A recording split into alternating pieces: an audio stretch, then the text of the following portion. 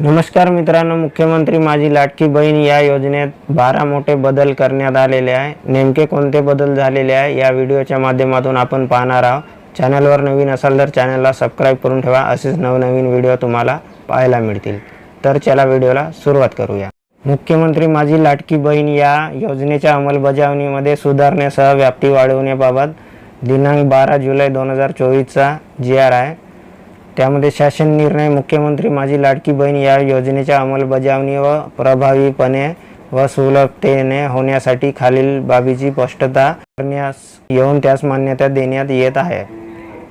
त्यामध्ये पहिला बदल पाहू शकता, नवविवाहित महिलेच्या बाबतीत तिचे नाव रेशन कार्डवर लगेच लावणे शक्य होत नाही। त्यामुळे विवाह नोंदणी प्रमाणपत्र असलेल्या अशा नवविवाहित महिलेच्या पतीचे रेशन कार्ड हे उत्पन्नाचा दाखला म्हणून ग्राह्य धरण्यात यावे।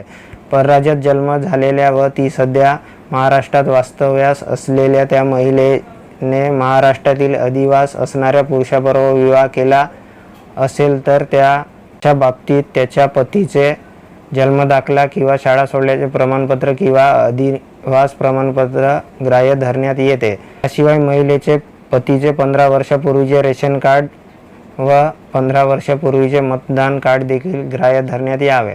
सदर योजनेचा लाभ घेण्यासाठी त्यातील बँक खाते ग्राह्य धरण्यात यावे। पाचवा बदल आहे, योजनेच्या ऑफलाईन अर्जावरील लाभार्थी महिलेच्या फोटोचा फोटो काढून तो ऑनलाईन अर्ज दाखल करण्यासाठी ग्राह्य धरण्यात यावे।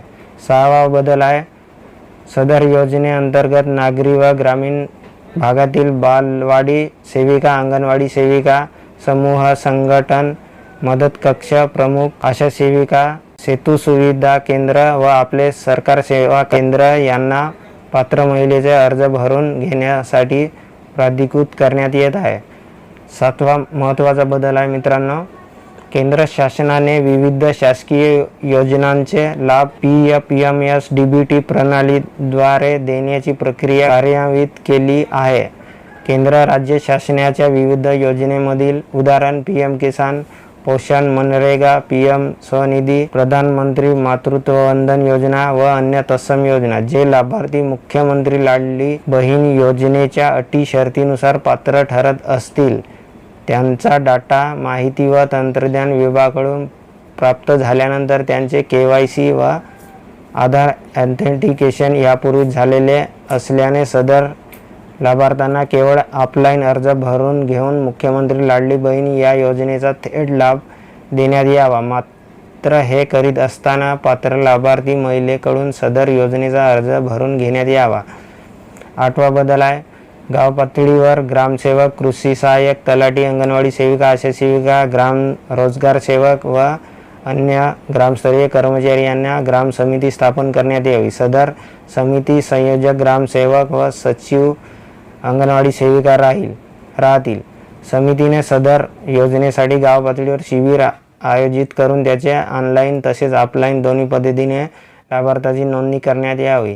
ऑफलाईन अर्ज या पोर्टलवर भरण्यात यावे। ग्रामस्तरीय समितीमार्फत अंतिम लाभार्थी महिलांच्या यादीचे प्रत्येक शनिवारी व आवश्यकतेनुसार गाव चावडीवर वाचन करण्यात यावे। तसेच सदर यादी ग्रामपंचायत व अंगणवाडी केंद्र येथे प्रसिद्ध करण्यात यावी। सदर प्रसिद्ध करण्यास आलेल्या यादीवर हरकती प्राप्त झाल्यास त्याचे निराकरण करण्यात यावे तसेच दुरुस्ती टाळण्यात यावी। तालुका वार्ड स्तरीय समिती मार्फत पात्र लाभार्थ्याची निवड करून लाभार्थ्याची अंतिम यादी प्रसिद्ध करण्यात यावे। भागातील बालवाडी सेविका, आशा सेविका, अंगणवाडी सेविका, ग्रामसेवक, आपले सरकार सेवा केंद्र यांना लाभार्थ्याची अंतिम यादी प्रसिद्ध झाल्यानंतर एकूण पात्र लाभार्थ्यांचे अर्ज सादर केल्याप्रमाणे आणि सदर ऑनलाईन ॲप पोर्टलवर प्रति यशस्वी पात्र लाभार्थ्याची नोंद झाल्यानंतर 50 रुपये याप्रमाणे प्रोत्साहन